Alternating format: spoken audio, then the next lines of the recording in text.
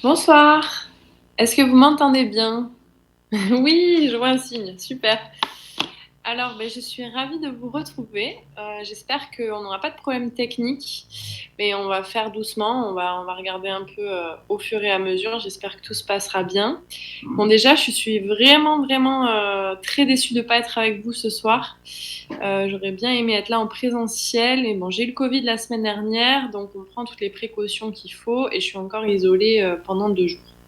J'espère en tout cas que vous allez bien.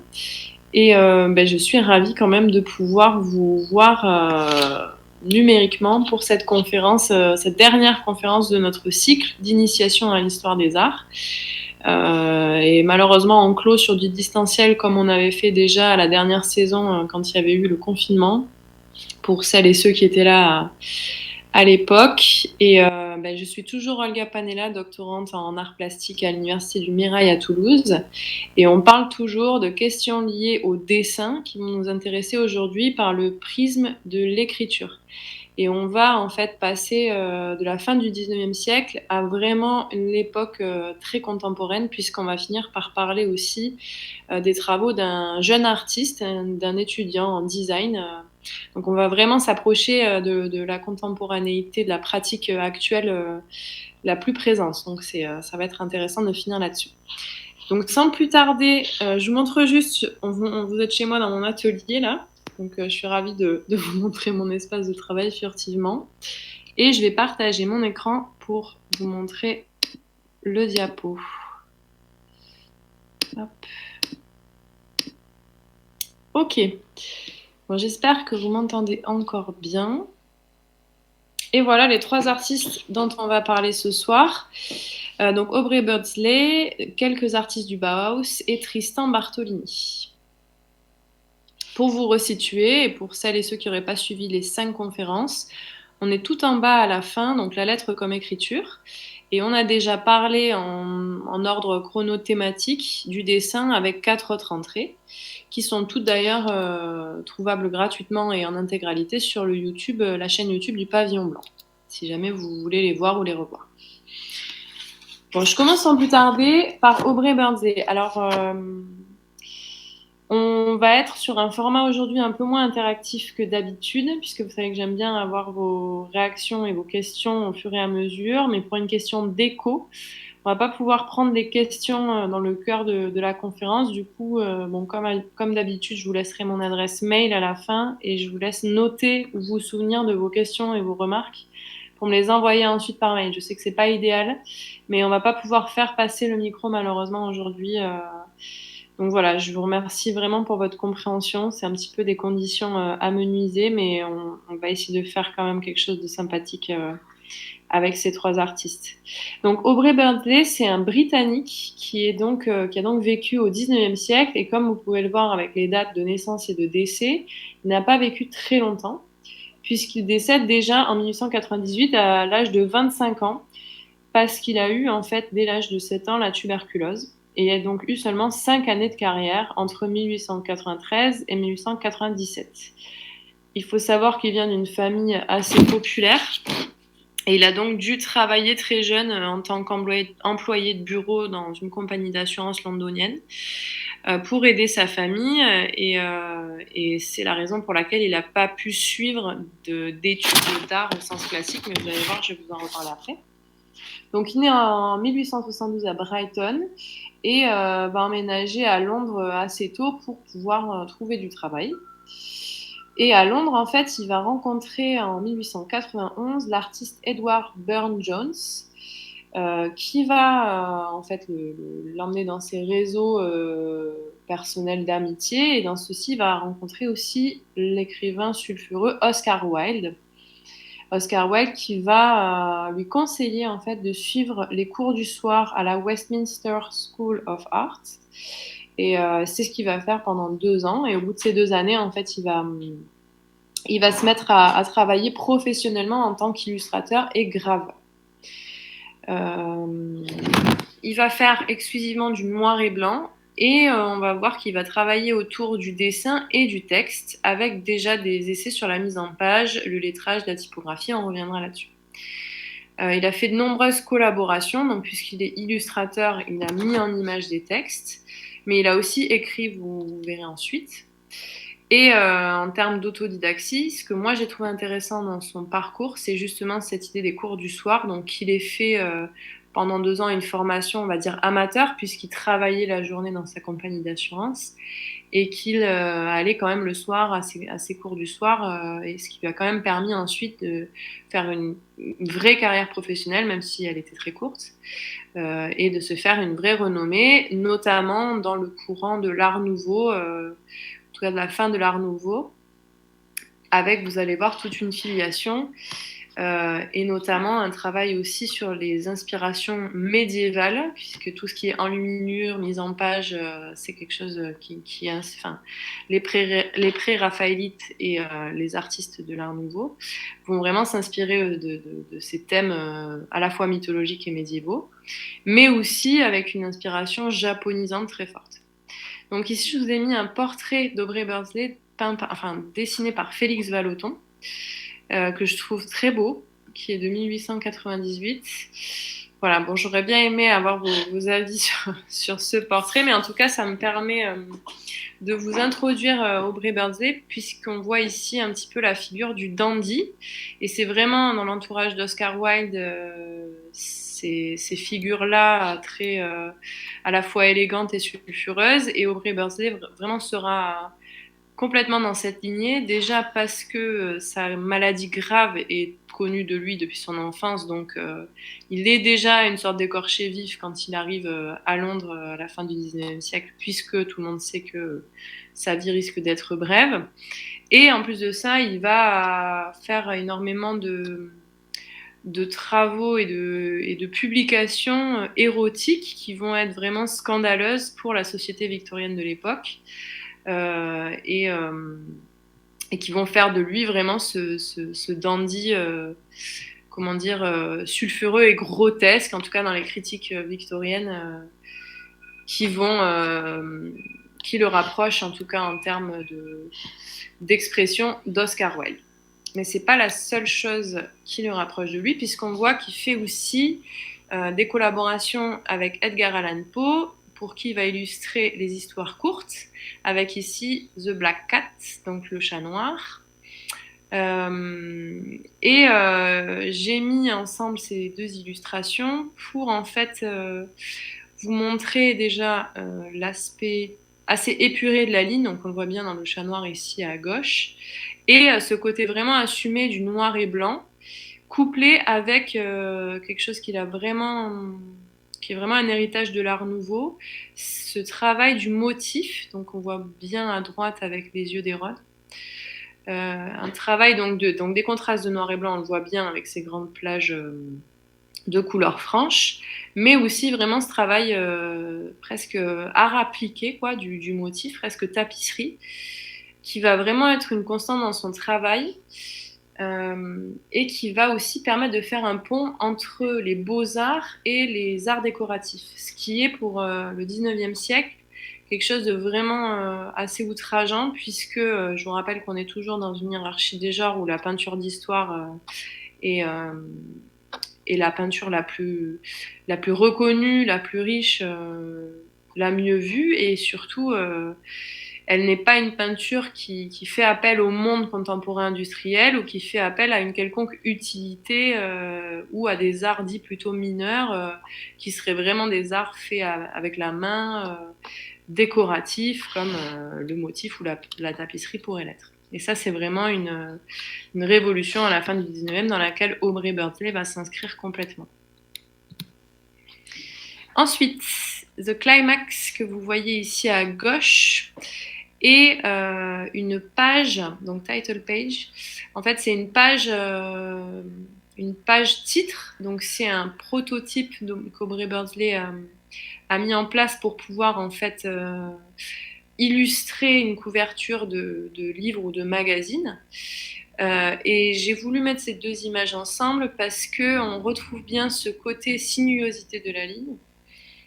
Et en même temps, c'est pas vraiment fait entre l'illustration, donc le travail artistique pur, même si on a déjà du motif comme on voit en haut à gauche de The Climax, et le côté mise en page dont je vous parlais en introduction, qui est vraiment relié à l'inspiration médiévale avec l'enluminure, et décoratif. Et c'est une des raisons en fait pour lesquelles Aubrey Birdsley va beaucoup collaborer avec des revues, notamment collaborer dans le sens où il va même être directeur artistique de certaines d'entre elles. Donc je vous en cite quelques-unes. J'ai ici mis The Studio, mais il y a aussi The Savoy ou The Idler. Alors vous allez excuser mon accent anglais. En tout cas, le fait de pouvoir travailler sur des revues pour Aubrey Birdsley, ça permettait vraiment de faire le lien entre la ligne et la lettre et de commencer à expérimenter autour de la mise en page, autour de comment les caractères dessinés à la main, parce que là tout est dessiné à la main, comment les caractères et leurs déformations vont pouvoir servir en fait déjà l'aspect communicationnel de la revue, c'est-à-dire donner envie au lecteur d'acheter la revue tout simplement, mais aussi l'aspect original, l'aspect presque un aspect d'orfèvrerie. En fait, on le voit bien avec l'illustration de droite, je trouve, pour Idler Magazine, où la référence à l'héritage médiéval est vraiment forte, même s'il y a une réinterprétation complète et moderne. Et en tout cas, toujours cette espèce d'utilisation du motif en gardant avec le noir et blanc une sobriété, entre guillemets, qui garantissait en fait l'aspect moderne de ces revues. En tout cas, voilà, la revue semble être un bon format pour Birdsley qui lui travaille entre la gravure et l'illustration pour justement expérimenter autour du dessin, de la ligne et de la lettre. Et vous allez comprendre ensuite, quand on va passer au Bauhaus, que justement cet héritage-là de la fin du 19e et de ces artistes qui vont vraiment renouveler et faire ce passage entre beaux-arts et arts appliqués, ça va influencer tout l'art du XXe siècle jusqu'à aujourd'hui. Voilà, alors cette dernière slide est un peu de qualité relative. Je suis désolée, je suis en train de voir que l'image de droite est un peu floue. Et je vous ai mis ces deux images-là pour vous montrer d'abord à gauche avec Venus and Tannhauser le seul roman écrit par Aubrey Birdsley. Et donc je vous parlais de son côté sulfureux, donc c'est un roman érotique qu'il a écrit et illustré. Et il a aussi donc illustré la pièce Salomé d'Oscar Wilde. Avec, vous voyez, enfin, j'espère que vous voyez en tout cas, c'est ce personnage féminin à droite qui porte une sorte de jupe qui est inspirée du peacock, donc du paon, et un travail vraiment sur la forme des lettres, puisque c'est vraiment ça qui va nous intéresser aujourd'hui, qui est novateur et vraiment quelque chose de très fort pour l'époque. Et on reconnaît en tout cas la filiation avec l'art nouveau et en même temps Birdsley qui va essayer de porter ça encore plus loin avec son propre style.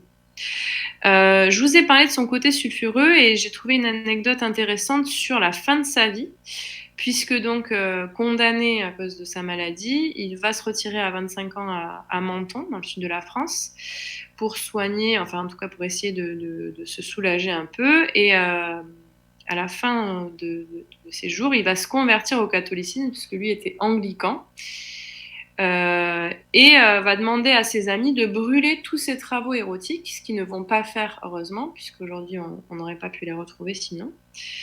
En tout cas, il y a cette espèce de lien un peu mystique à la religion qui va évoluer aussi vers le catholicisme et ses ambiguïtés avec son travail érotique sulfureux et ses liens avec Oscar Wilde notamment, oulala, mais aussi avec un côté en fait international qui caractérise vraiment ces auteurs de la fin du 19e, puisqu'il va aussi passer par Paris en 1893, où il va rencontrer Pierre Puvis de Chavannes, qui va vivement l'encourager, et qui va vraiment aussi être, avec Edward Burne-Jones, un pilier de sa pratique artistique et une grande inspiration.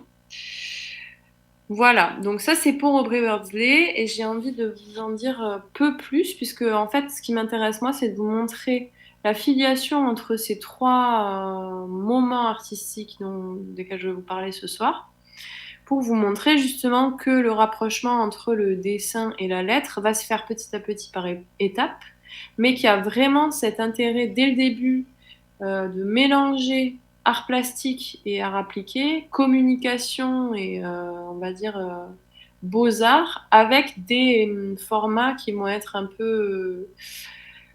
petit peu novateurs comme la revue ou plus classiques comme l'illustration de recueils, de poésie ou les romans érotiques, etc.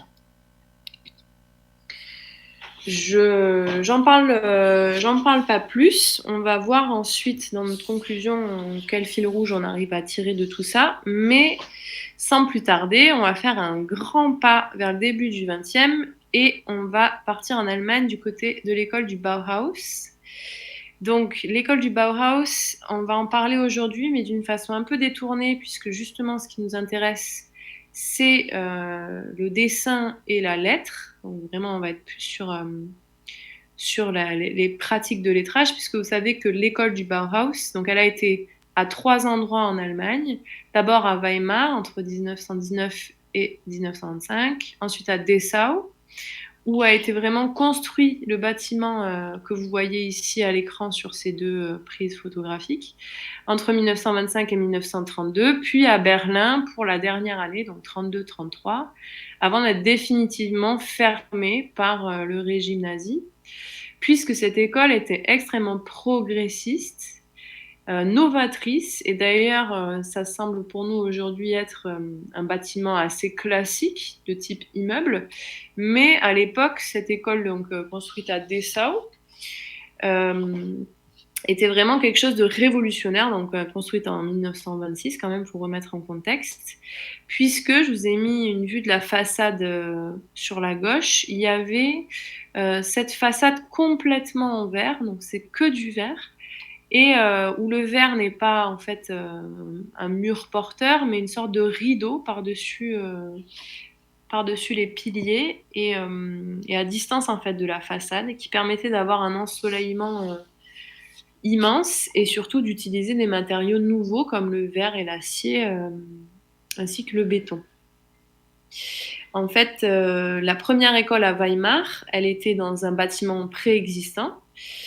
Et ensuite, à Dessau, ils ont eu la possibilité d'en construire un nouveau. Et Walter Gropius, qui était donc le directeur à cette époque-là de l'école du Bauhaus, a dessiné ce bâtiment avec toute une logique sur les allées, les niveaux, un bâtiment vraiment, une sorte de bâtiment ville où il y avait aussi pensé les usages des étudiants, où est-ce qu'ils allaient vivre, comment est-ce qu'ils allaient évoluer dans les couloirs, dans les escaliers, les ateliers, etc.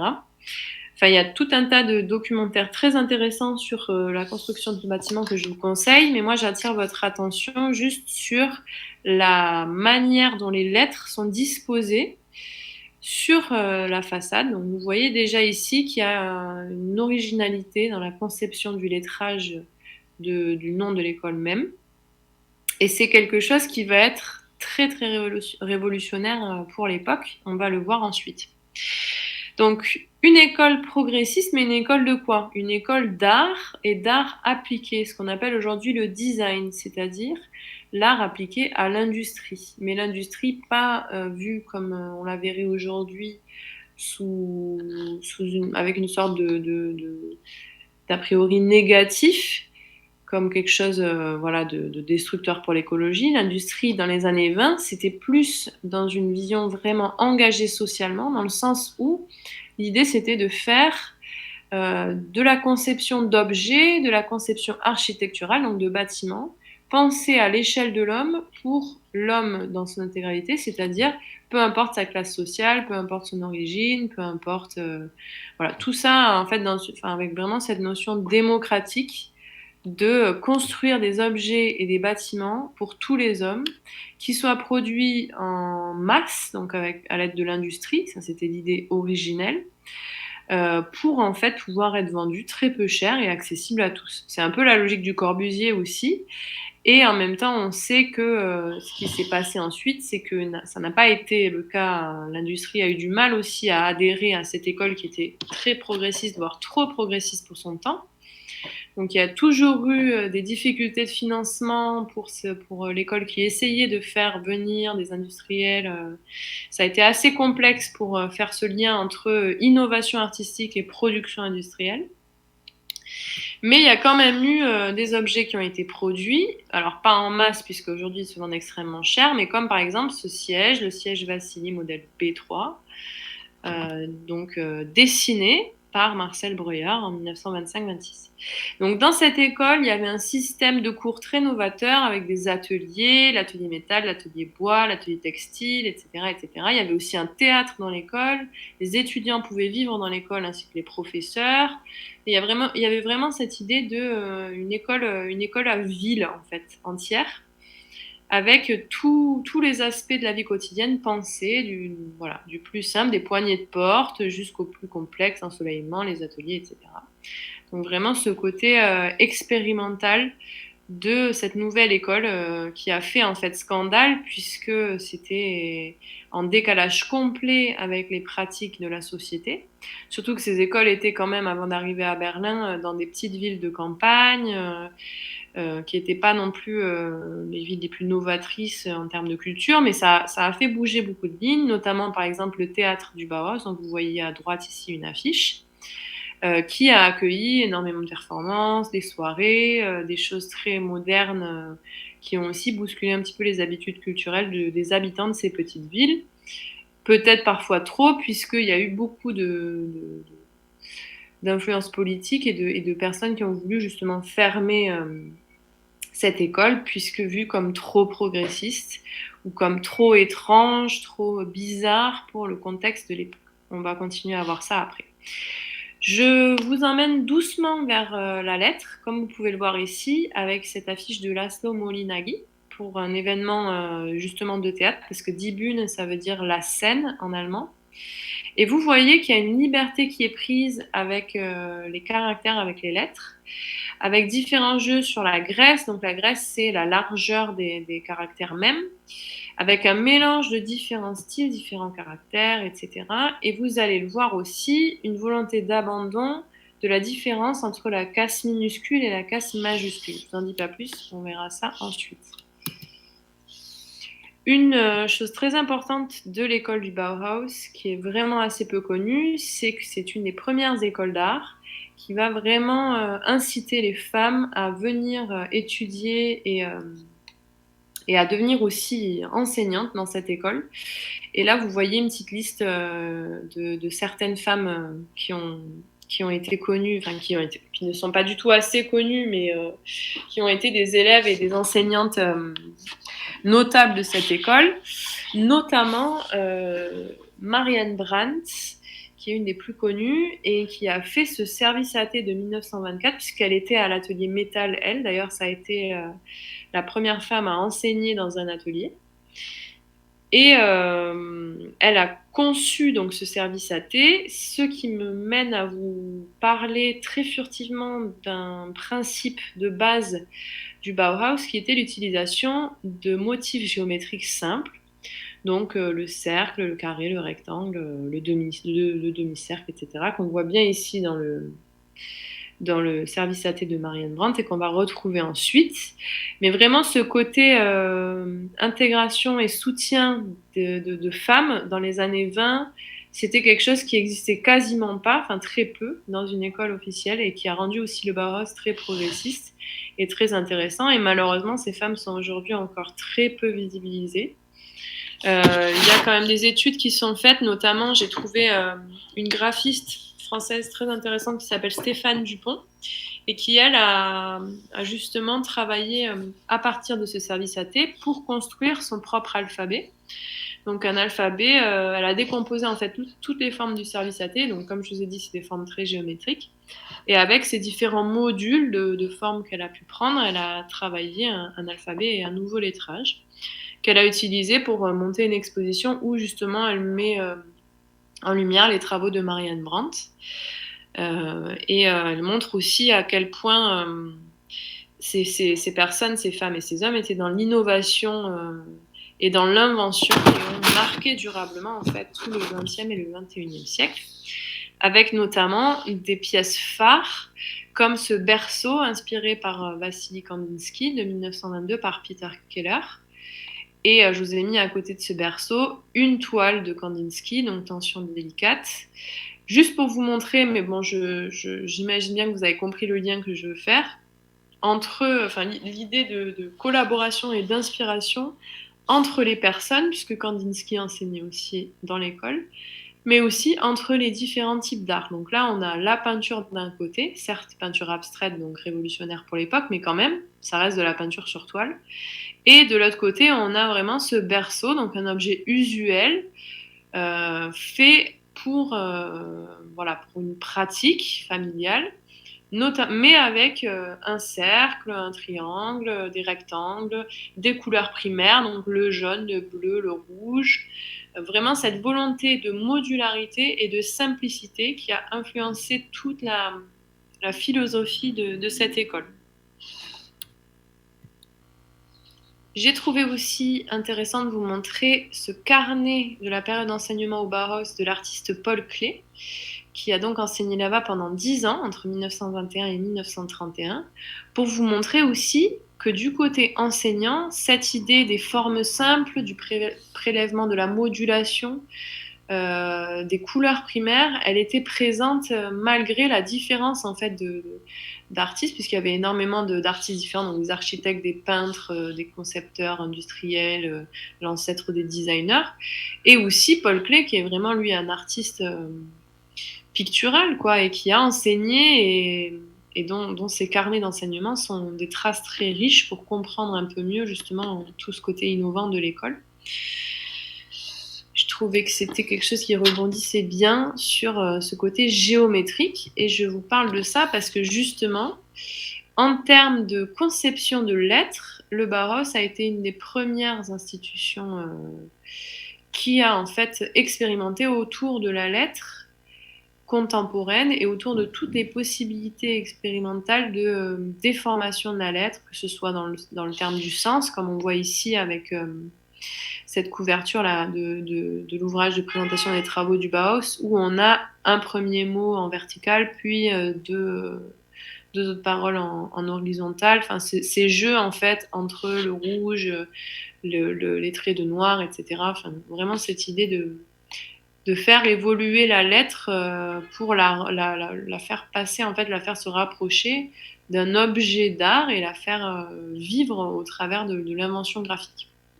Je vous ai aussi mis une affiche qui est un peu plus simple, mais où il y a quand même aussi un parti pris très fort et qui va être très politique de la simplicité, de la géométrie vraiment comme quelque chose de militant, et pour montrer qu'il est possible de faire de l'art accessible à tous, qu'on peut mettre dans sa maison, puisque pour les tenants du Bauhaus, il y a vraiment cette idée de l'objet d'art, l'objet décoratif, il doit pouvoir être accessible à tous et donc produit en masse industrielle.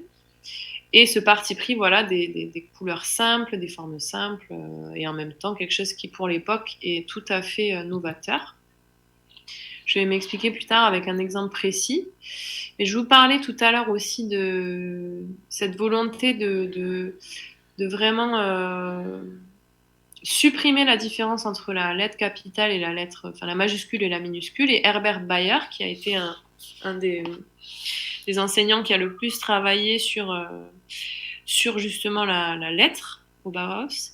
Il va vraiment faire ça, notamment avec des affiches où il va mettre en fait la lettre à l'honneur, dans le sens où il n'y a rien d'autre à part la lettre, mais la lettre va prendre non seulement toute la place, mais va prendre aussi diverses couleurs, va vraiment assumer ce côté effacement complet de, de la majuscule et va tendre vers un lettrage universel. D'ailleurs, Herbert Bayer, il va inventer la police universelle en 1925, qui va en fait tendre à être quelque chose de compréhensible par tous, à vraiment être quelque chose de plus démocratique que la police qui était à l'époque en Allemagne la norme, que je vais vous montrer, qui est celle-ci, c'est la Fraktur. Donc en fait, là, vous envoyez un exemple en haut à gauche. Ça, c'était vraiment voilà, ce qui faisait légion en Allemagne à cette époque-là. Et en bas à droite, vous voyez la police qu'invente Herbert Bayer en 1925, l'Universal, qui a vraiment vocation à être beaucoup plus épurée, beaucoup plus moderne, adaptable à tout, modifiable.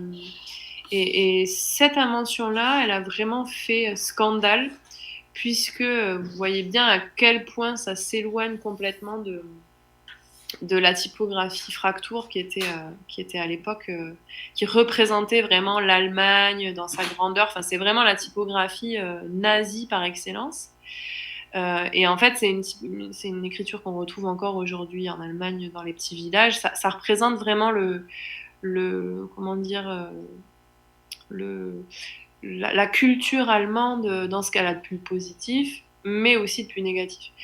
Et c'est quelque chose qui, cette typographie-là, pour les Allemands dans les années 20, vouloir en changer, c'était quand même quelque chose de très complexe. Et déjà que l'école du Bauhaus était vue comme trop progressiste dans une Allemagne qui était quand même en train de tendre vers le nazisme, à partir du moment où ils ont commencé à jouer avec les lettrages et à tendre vers ce genre de lettres comme l'universal, comme la police universelle, là, ça a été vraiment un scandale. Et c'est aussi quelque chose qui a conforté l'idée du régime nazi à vouloir ensuite vraiment fermer cette école pour de bon. Je reviens donc sur ces affiches et j'attire votre attention sur celle de droite. L'idée donc de faire jouer des formes géométriques, différents sens, d'expérimenter au maximum autour de la lettre, des couleurs, de la simplicité, voilà, avec c'est quand même un outil de communication. Donc là, c'est une affiche pour une exposition des travaux du Bauhaus. Mais il y a quand même cette envie d'en faire un objet d'art, un objet original, intéressant, vivant, avec un rythme. Et puis aussi avec ces expériences de lettrage. Donc il faut savoir que ces lettrages étaient faits à la main à l'époque. Aujourd'hui, on va voir que c'est un petit peu différent. En tout cas, dans les expériences du Bauhaus, c'était fait à la main du coup. Donc les élèves décomposaient en fait différentes formes géométriques pour essayer d'en faire diverses lettres. Et voilà, juste pour vous dire que dans ce que j'ai essayé de vous démontrer avec cet exemple du Bauhaus sur la lettre, il y a vraiment déjà le scandale par rapport au contexte et aux usages de la langue habituelle de la société de l'époque, donc avec la typographie Fraktur, et vraiment ce côté avec cette nouvelle police. La principale critique, c'était nous allons complètement perdre notre identité allemande avec cette police qui n'a pas du tout une identité culturelle, territoriale, mais qui a au contraire une vocation à être lue par tous, à être simple et à être universelle, comme son nom l'indique si bien. Je vous parle de ça, vous allez comprendre pourquoi dans la troisième partie. J'espère que vous suivez et que ça vous intéresse. On arrive aujourd'hui à l'ultra-contemporanéité puisqu'on va parler de Tristan Bartolini, qui est en fait un jeune artiste que j'ai contacté, qui a accepté qu'on utilise tous ses visuels, donc je me suis servie, et qui en fait vient de terminer ses études à l'Haute École des Arts et du Design de Genève. Je vais prendre mes notes juste pour ne pas vous dire n'importe quoi. Oui, c'est ça. Donc la HED, H-E-A-D. Et au printemps 2020, pour son projet de bachelor et fin d'un premier cycle d'études, il a lui-même réfléchi sur l'écriture. Mais avant de vous montrer ça, je voulais juste vous montrer d'où il vient, donc plutôt de l'illustration. Comme on voit ici avec Les plantes sont mes confidantes de 2016 et Profondeur de 2017. Alors j'ai choisi Profondeur justement parce qu'on voit déjà tout ce jeu avec la ligne, le noir et blanc, la sinuosité, etc. Donc je pense aussi, je fais aussi un lien avec Aubrey Birdsley et ses lignes sinueuses un peu art nouveau, où il va faire ce lien entre illustration et lettrage. Et Tristan Bartolini va le faire aussi. Et je vous donne ici 2 exemples d'exercices d'affiches donc qu'il a fait pour des projets d'école. Donc à gauche, vous avez une affiche pour un travail autour des fables de La Fontaine. Donc la fable qu'il illustre, pour laquelle il a fait cette affiche, c'est L'homme et la couleuvre. Donc vous voyez en haut qu'on a le mot homme et en dessous le mot couleuvre, qui sont vraiment travaillés de façon à ce qu'il y ait un contraste entre les lignes aiguës en haut et des lignes vraiment coulantes qui sont censées représenter le serpent en bas. Et avec voilà, des petits encarts en bas où on peut relire L'homme et la couleuvre de Jean de La Fontaine, etc. etc. La fiche de droite, c'est une exposition pour les travaux des diplômés de l'école donc, de laquelle il est issu. Et on voit qu'il y a vraiment aussi ce côté s'amuser avec les lettres, les recouvrir avec du faux scotch, du faux fil, du bois, etc. Et aussi ce lien vraiment fort avec les matériaux de l'école, avec des choses qui vont encore une fois faire le pont entre art plastique, on va dire type beaux-arts, et art appliqué, puisque les écoles de design, vous le savez, sont un peu entre les deux, un peu entre l'école d'art et l'école d'art décoratif ou appliqué. En tout cas, s'essaye à vraiment déconstruire ces cases-là et à produire des concepteurs, donc des designers qui soient à la fois artistes et qui puissent aussi travailler sur des projets appliqués à des choses particulières. Et d'ailleurs, j'en viens à, parce que vous savez que j'adore les définitions, j'ai trouvé une définition intéressante de graphisme ou design graphique. Je suis sûre que vous avez déjà entendu ce mot, design graphique. Et je pense aussi que vous vous êtes peut-être posé des questions sur son sens. En tout cas, moi, ce que j'ai trouvé, c'est que c'est une manière de représenter quelque chose. Donc, soit un objet, soit une idée, soit un événement, par le biais de choix et de création d'éléments pour élaborer un projet de communication et ou de culture. Donc, pareil, comme pour le Bauhaus, il y a cette idée de sélectionner des éléments, les mettre ensemble, en créer certains ou les créer tous et fabriquer avec ça un objet qui peut être soit un objet de communication comme ici une affiche, ou bien quelque chose qui ait une utilité plus ou moins variable, en tout cas qui soit connecté à un usage.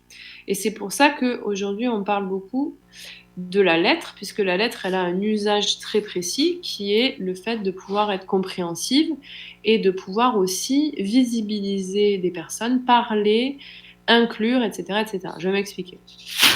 Je vous montre déjà ici deux prototypes faits par Tristan Bartolini, où je trouve que justement on peut bien voir l'évolution de sa pensée expérimentale en tant qu'étudiant et jeune artiste, vers ce que je vais vous montrer ensuite.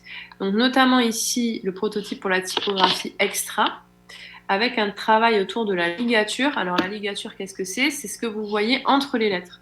Entre le E et le X, vous voyez cette espèce d'attache entre les lettres. Entre le X et le T, ou entre le R et le A, on le voit bien aussi. Donc c'est ça le travail de la ligature, c'est le fait de ne pas vouloir laisser les lettres isolées, mais de justement créer un lien entre elles. Et il y a tout un travail de réflexion aussi sur le fait de lire, quand on lit des lettres de telle façon, on a aussi une autre impression, ça nous fait des sensations étranges, puisqu'il y a un côté vraiment plus fluide et organique, et on a l'impression un peu que ces lettres se tiennent par la main, enfin il y a une espèce d'impression un sentiment, en tout cas moi c'est ça que ça me fait, de lien quoi.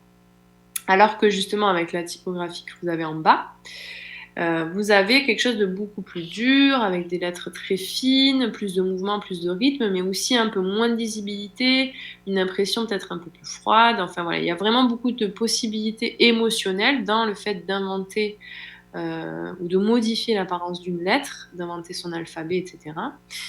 Et le design graphique va en fait utiliser à la fois le dessin, l'illustration, la peinture, mais aussi le travail de la lettre.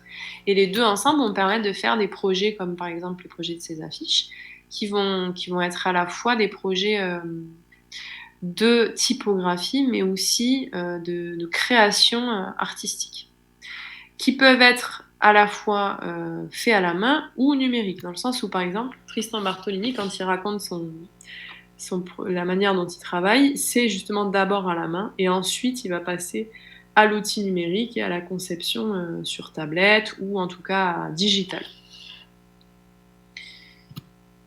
J'en viens au cœur de ce que je voudrais vous montrer aujourd'hui, en tout cas de ce que je vous propose, ce à quoi je vous propose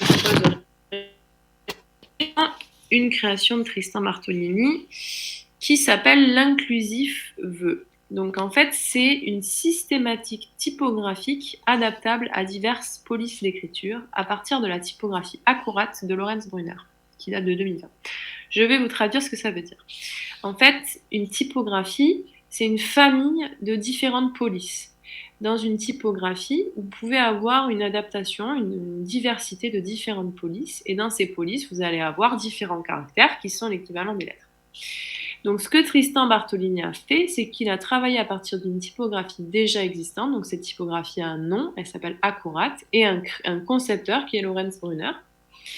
Et à partir de sa typographie, il a transformé certains caractères pour justement essayer de réfléchir à l'inclusivité des lettres, puisque avec ce projet, en fait, son idée, c'était, l'enjeu, le problème auquel il essayait de répondre, c'était vraiment de comment est-ce qu'on pourrait rendre la langue plus neutre et comment est-ce qu'on pourrait rendre la langue française plus inclusive dans le sens où elle n'invisibiliserait pas une partie de la population. En d'autres termes, le masculin l'emporte sur le féminin, etc., etc., etc. Vous avez entendu parler, c'est sûr, du YEL. Donc là, je vous le montre ici. Vous le voyez en bas à droite. En fait, c'est un mélange de pronoms. Donc le il et le elle sont mélangés. Et ce pronom, il fait sensation en ce moment, justement parce qu'il y a tout un tas de personnes qui s'expriment contre ou pour, dont notamment des ministres français, pour ne pas les citer. Et il y a énormément de personnes, bon, les réactions sont très virulentes, très violentes, voilà, sur le dévoiement de la langue française, etc., etc. Et en fait, ce qui est intéressant dans justement le travail qu'a fait Tristan Bartolini sur la langue française, en fait, c'est, pour lui, en tout cas quand il en parle, c'était l'idée d'intervenir déjà le moins possible sur la graphie de l'alphabet. Donc là, on pense aussi à l'héritage du Bauhaus avec la police universelle, et de respecter au maximum l'orthographe. Donc pouvoir avoir en fait quelque chose qui soit assez lisible et qui respecte l'orthographe, donc sans avoir à changer en fait de choses trop complexes, et en même temps qui soit quelque chose qui puisse permettre en fait de choisir à la lecture si on s'oriente plutôt du côté féminin, plutôt du côté masculin ou plutôt d'aucun côté. En fait, ça permet d'écrire sans faire référence directement au genre, en tout cas en incluant les deux genres. Et pour lui, c'était une piste de solution pour rendre la langue un peu plus neutre. Et en fait, ce qu'il dit lui, c'est que justement, c'est normal que le fait de vouloir changer l'apparence d'une langue puisse être quelque chose qui choque. Hein. On pense à justement les réactions allemandes avec la police universelle par rapport à l'écriture, à la typographie Fraktur. Mais en même temps, ça a toujours existé, et notamment lui, donc Tristan Bartolini, il est en fait dans la fusion des lettres. Et la fusion des lettres, elle existe notamment déjà dans notre langue avec sœur, cœur, etc., etc. Donc cet enlacement en fait des différents caractères. Et ça nous permet en fait de réfléchir à nos pratiques et d'inventer, ou en tout cas de questionner des nouveaux usages de la langue, ce qui a toujours été le cas en fait dans la langue française. Et d'ailleurs, quand on s'intéresse à l'histoire de la langue, justement, on voit que c'est un objet politique, et ça a toujours été un objet politique, influencé par des personnes et des penseurs à certaines époques. Je fais notamment référence à Julie Neveu, qui est une linguiste qui enseigne à l'Université de la Sorbonne à Paris, qui nous explique justement dans ses recherches qu'en 2017, pardon, qu'au XVIIe siècle, un peu plus juste, il y a justement eu de nombreux penseurs, puisque ça a été notamment les premiers hommes à être à l'Académie française, dont Claude Favre de Vaugelas, qui a été en fait une des premières personnes à écrire dans ses traités de recherche que le masculin devait inclure le féminin et l'emporter sur le féminin. Donc en fait, cette règle que le masculin l'emporte sur le féminin, c'est pas du tout une règle qui existe depuis le début de la langue française, parce que la langue française est quand même bien plus vieille que le XVIIe, mais c'est simplement une règle qui a été à un moment donné énoncée, théorisée, écrite quelque part dans un organe de pouvoir. Donc l'organe de pouvoir là en question, c'est l'Académie française. Et Julie Neveu dit que justement, bah, c'est des époques où le paradigme scientifique change et des règles sont adoptées, mais que ce n'est pas du tout des règles qui doivent valoir pour toujours. D'ailleurs, pourquoi est-ce qu'une règle du XVIIe siècle devrait encore être active aujourd'hui? Et que justement, c'est très sain de s'interroger sur différentes possibilités de rendre la langue, on va dire, plus inclusive ou en tout cas plus neutre. Et le IEL, comme je vous l'ai montré ici, donc ce mélange de pronoms entre le I et le L, il pose beaucoup de questions, mais en même temps, il y a aussi tout un tas d'autres possibilités. Donc là, je vous ai montré le point de vue de Tristan Bartolini, mais vous avez aussi le point médian, qui est, vous savez, ce point qu'on met, qui nous permet de rajouter un E à la fin d'un mot pour pouvoir le féminiser ou pas. Il y a tout un tas de choses différentes. Il y a le slash, donc cette barre transversale. Il y a aussi le je suis né E, donc on a sur nos cartes d'identité E, le dernier E entre parenthèses, etc. Donc il y a tout un tas de possibilités, en fait, pour réinventer certains aspects de la langue. Et par exemple, en Espagne, il y a aujourd'hui une tendance qui est de mélanger le A et le O, puisque, si je ne me trompe pas, le A et le O permettent en terminaison de mots d'indiquer sur le genre, donc féminin ou masculin. Et il y a une nouvelle tendance qui est de remplacer ce A et ce O par un arrobase, puisque le arrobase, vous savez que c'est un petit A entouré d'un cercle. Ça représente un mélange entre le A et le O. Donc il y a toute une panoplie en fait d'usages et de choses, de réflexions, de propositions qui sont faites. Et là où un jeune étudiant en graphisme et en design peut donc essayer d'inventer des possibilités d'écriture, c'est vraiment quelque chose qui est novateur, qui n'est pas du tout encore en usage, qui est expérimental, mais justement, c'est aussi quelque chose qui nous permet de nous poser des questions sur nos usages, qui nous permet aussi de remettre en question certaines choses qu'on pensait acquises, comme par exemple cette lettre du masculin l'emporte sur le féminin, et de montrer aussi qu'il y a certaines réalités qui le sont seulement sous un certain point de vue, et que c'est parfois intéressant aussi de les remettre en question. Après, évidemment, toucher à une langue, c'est toucher à une identité, c'est toucher à une culture. Mais bon, quand on retrace le fil rouge que j'ai essayé de vous montrer avec cet assemblage de ces trois moments artistiques, on voit bien aussi qu'il y a des moments de rupture, et ces moments de rupture, il y a des réactions très violentes, comme la réaction des nazis a été très violente face à la police universelle, mais il y a aussi des réactions très violentes aujourd'hui. Donc Tristan Bartolini, par exemple, et toutes les personnes qui font des propositions sur le YEL, sur le point médian, etc. Il y a énormément de réactions très, très, très violentes et brusques à l'encontre de ça. Et il y a une récupération identitaire de la lettre, de la langue, et de ces travaux, en fait, de ces propositions expérimentales que font ces étudiants aussi. Et moi, je trouve que leur travail est très intéressant, et en tout cas, c'est très questionnant par rapport à nos pratiques aussi. Et voilà. Et c'est vrai que voilà, il y a aussi une question de lisibilité. Alors c'est exactement ce sur quoi travaillent les designers, sur comment arriver à ce que des nouvelles pratiques, des nouveaux usages puissent s'intégrer le plus facilement possible à ce que nous, on peut lire facilement ou faire facilement. Et il y a aussi un moment où ces innovations s'adaptent à la société ou pas, puisque par exemple en 2017, il y avait eu un premier scandale sur l'écriture inclusive où un manuel scolaire avait été sorti qui faisait en fait déjà référence à l'écriture inclusive et qui a été où ça a été voilà vraiment un choc et un scandale. Et peut-être aussi qu'actuellement dans notre société, c'est trop tôt pour pouvoir imposer des changements comme ça.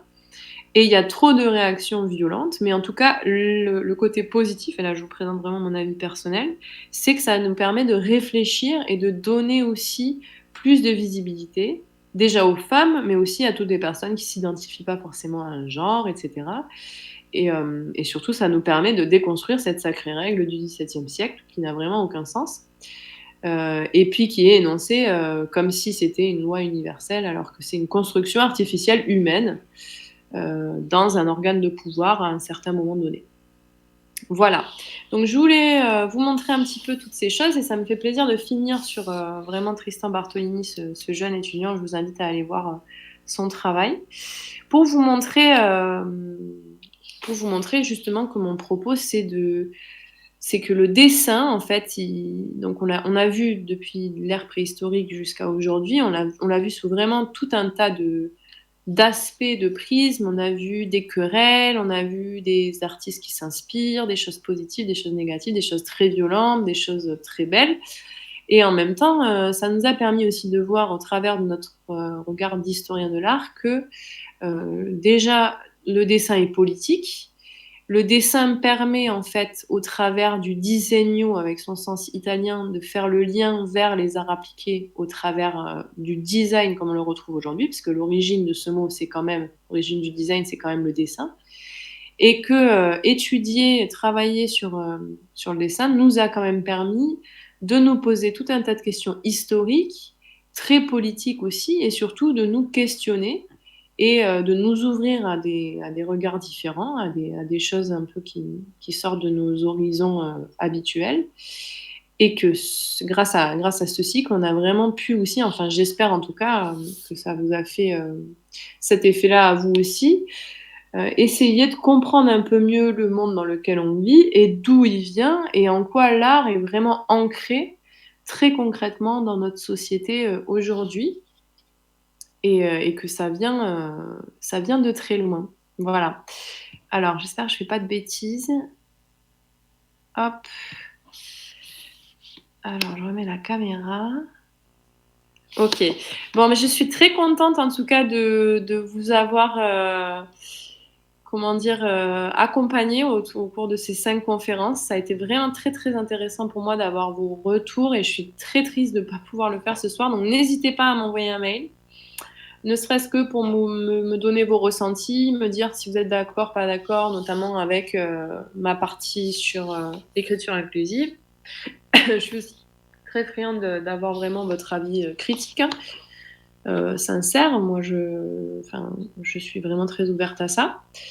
Et en tout cas, j'espère que ça vous a plu et je voudrais vous remercier très chaleureusement.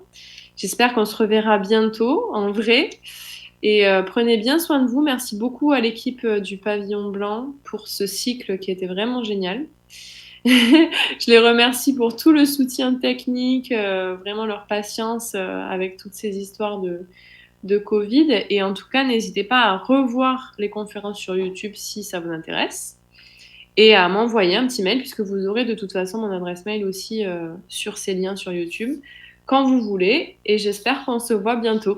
Prenez bien soin de vous et passez une bonne soirée. Au revoir.